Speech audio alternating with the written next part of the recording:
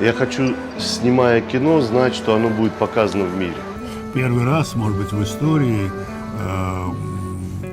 Таджикистан выдвинул ее на «Оскар». Она была показана в Лос-Анджелесе, но не попала в номинацию, так сказать.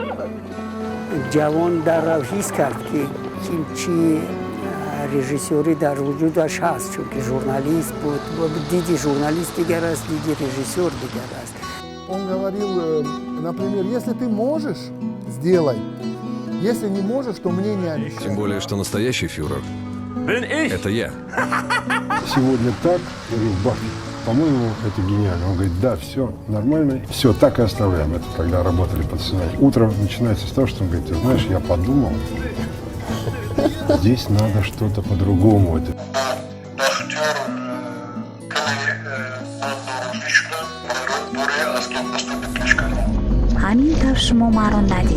практически вся съемочная группа, как одна большая семья.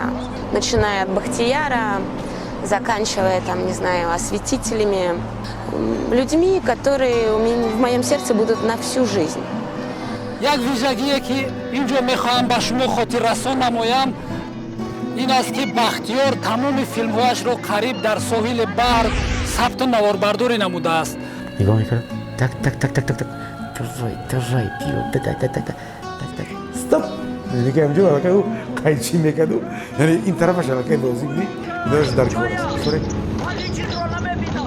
Бахтик, сделай это, Бахтик, отнеси это, Бахтик, подними это. Ама вақт Бахтик ки мегуфтан нигоҳ мекарду баъд як рӯз хес аз ҷоду гуфт ки нет, давайте сделаем так, биёед ё Бахтик номаш вашлиш кунад, ё ман. Привет, как дела? О, салом, жду вас. Как-то он сказал, так немножко с обидой. Да, вы со мной тут как с пацаном общаетесь, а там у меня, знаете, как ходит, маэстро, сэр. Он всегда был таджиком и при случае всегда ставил в титрах таджикфильм и убрал наших актеров. میگفت من یک پاره خود رو البته در این شهر میگذارم ولی دیگر بر نمیگردم. دکتران با در اساس اون تشخیصشون خیلی مهلت کوتاه میدادن ولی در وقت صحبت ذره احساس نمیشد که او میدوند و یا که کدام راه افتادگی داشته باشد. برخیست و گفت که آش پختید دیگه.